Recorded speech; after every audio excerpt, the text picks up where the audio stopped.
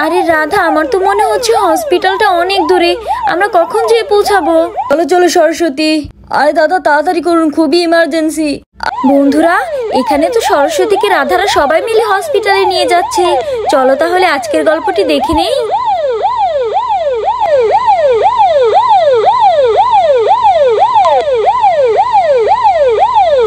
আরে রাধা, আমার তো মনে হচ্ছে হসপিটালটা অনেক দূরে, আমরা কখন যেয়ে পৌঁছাবো? সেই কখন থেকে অ্যাম্বুলেন্সে বসে আছি, আর এইদিকে তো সরস্বতীর ব্যথা আরো বাড়ছে। আমরা কি করব রাধা? সীতা, রাধা, আমাকে তাড়াতাড়ি করে হসপিটালে নিয়ে চলো। আরে সরস্বতী, আমার বোন, মনে একটু সাহস রাখো, আমরা এক্ষুনি হসপিটালে পৌঁছে যাব। তুমি তো জানোই আমাদের গ্রামের হসপিটালটা কত দূরে, একটু তো সময় লাগবেই। শুধু তুমি মনে একটু সাহস রাখো, তোমার আর তোমার বেবির কিচ্ছু হবে না। আমরা কিছুক্ষণের মধ্যে হসপিটালে পৌঁছে যাব। আরে হ্যাঁ সরস্বতী, সীতা দিদি একদম ঠিক বলেছে। তুমি একটু শান্ত হও, আমরা পৌঁছে যাব। আরে পৌঁছাবো যে কখন? আমার তো মনে হচ্ছে এখনো অনেক রাস্তা বাকি আছে। সেই কখন থেকে অ্যাম্বুলেন্সেই বসে আছি। হ্যাঁ রাধা, তুমি একদম ঠিক বলেছো। দাদা তাড়াতাড়ি করে হসপিটালে নিয়ে চলুন। আরে আঙ্কেল তো অনেক জোরে অ্যাম্বুলেন্স চালাচ্ছে, তারপরেও আমরা কেন যে হসপিটালে পৌঁছাচ্ছি না? মনে হচ্ছে হসপিটালটা অনেক দূরে। মা, আমরা কখন পৌঁছাবো? আরে পিঙ্কি, আমার তো কিছুই জানা নেই, আমরা কখন পৌঁছাবো হসপিটালে? দাঁড়াও, আমি এক্ষুনি ড্রাইভারকে জিজ্ঞেস করছি। আরে ড্রাইভার দাদা, আমরা কখন পৌঁছাবো কিছু তো বলেন। সেই কখন থেকে আপনি শুধু গাড়ি চালিয়ে যাচ্ছেন। দেখুন গর্ভবতী মহিলা খুব কষ্টে আছে, আমরা কখন পৌঁছাবো কিছু তো বলুন। আরে দিদি, আমরা কিছুক্ষণের মধ্যে পৌঁছে যাব, আপনি চিন্তা করবেন না একদম।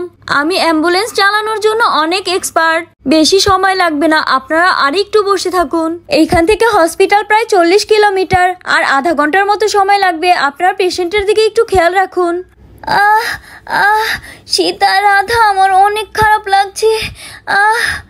আরে সরস্বতী, তুমি চিন্তা করো না, আমরা কিছুক্ষণের মধ্যে পৌঁছে যাব।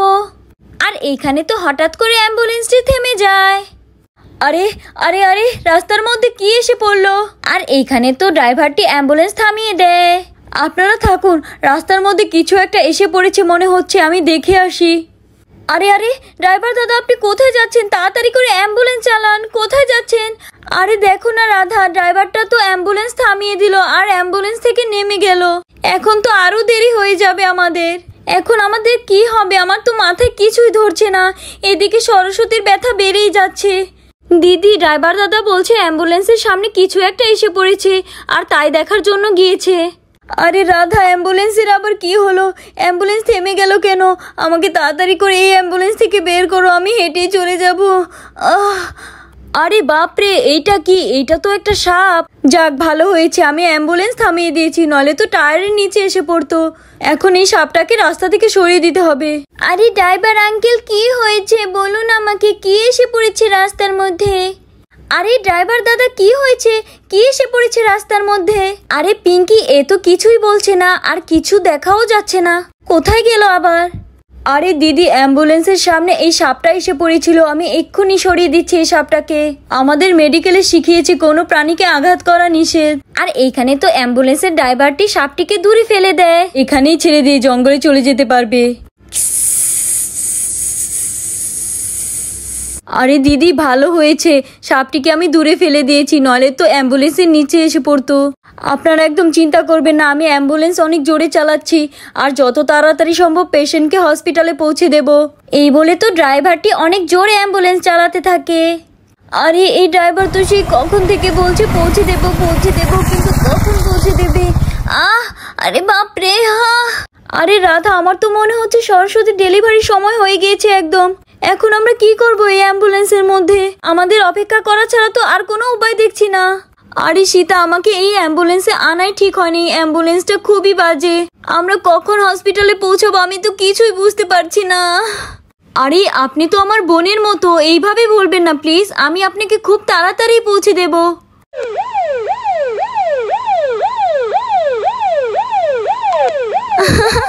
আরে সরস্বতী, তুমি তো অনেক রেগে যাচ্ছ, তোমার একটু পরে বেবি হবে, এই সময় একদম রাগা যাবে না। হ্যাঁ সরস্বতী, রাধা একদম ঠিক বলেছে। আরে দাদা, আপনি আবার অ্যাম্বুলেন্স থামালেন কেন? আরে দিদি, আমার মনে হচ্ছে গাড়ির টায়ার পাঞ্চার হয়ে গিয়েছে, এজন্যই অ্যাম্বুলেন্স বন্ধ হয়ে গিয়েছে। কি বললেন, টায়ার পাঞ্চার হয়ে গেছে? আরে বাপরে, এখন তো আবার আরেক বিপদে পড়লাম। এখন তো আমারও অনেক রাগ উঠছে। আমারও এখন সরস্বতীর মতো মনে হচ্ছে অ্যাম্বুলেন্সটা খুবই বাজে।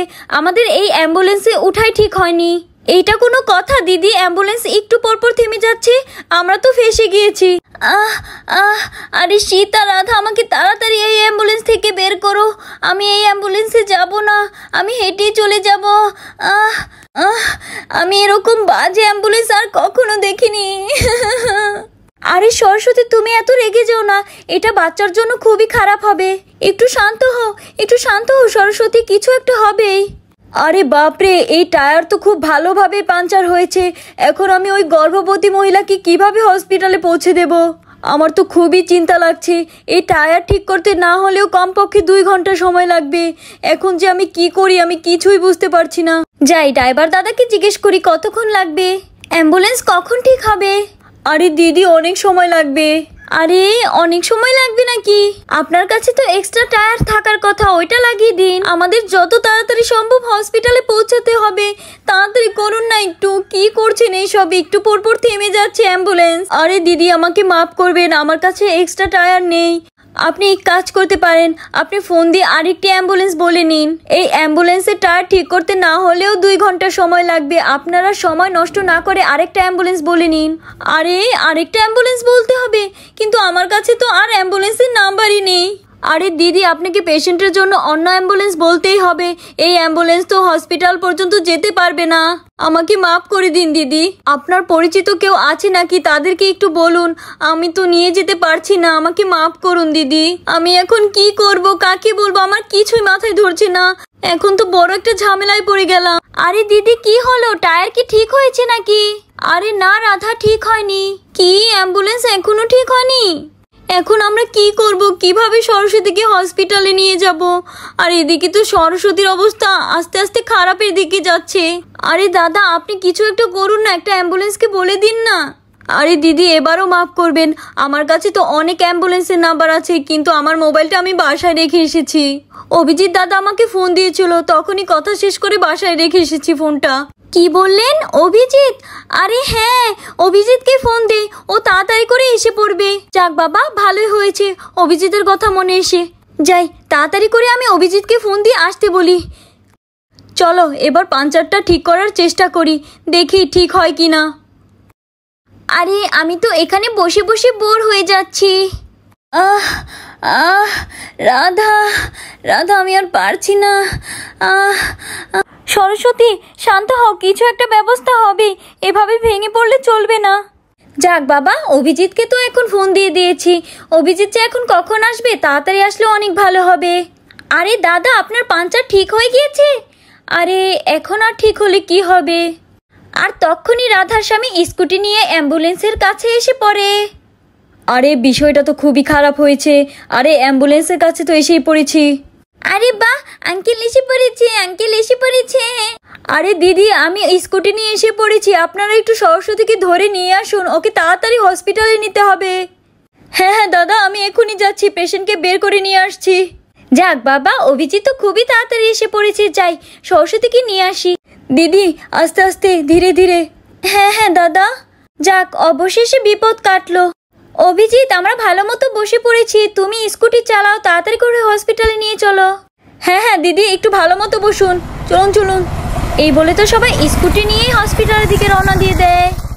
আরে দাদা, আপনারা দেখে শুনে যাবেন, আস্তে ধীরে যাবেন। যাক বাবা, একটা গতি হলো। দিদি, আপনি একটু দাঁড়ান, গাড়ির পাঞ্চারটা ঠিক করে আমরাও রওনা দিচ্ছি। আর চিন্তা করবেন না দিদি। আরে দাদা, পেশেন্ট তো চলে গিয়েছে, এখন ধীরে সুস্থে গেলে হবে, কোনো সমস্যা নেই। আচ্ছা আচ্ছা দিদি, তাহলে তো ভালোই হলো। বন্ধুরা, আজকের গল্পটি তাহলে এই পর্যন্তই। আমার গল্পটি যদি তোমাদের কাছে ভালো লেগে থাকে, তাহলে লাইক সাবস্ক্রাইব করে পাশে থাকবে। Bye bye.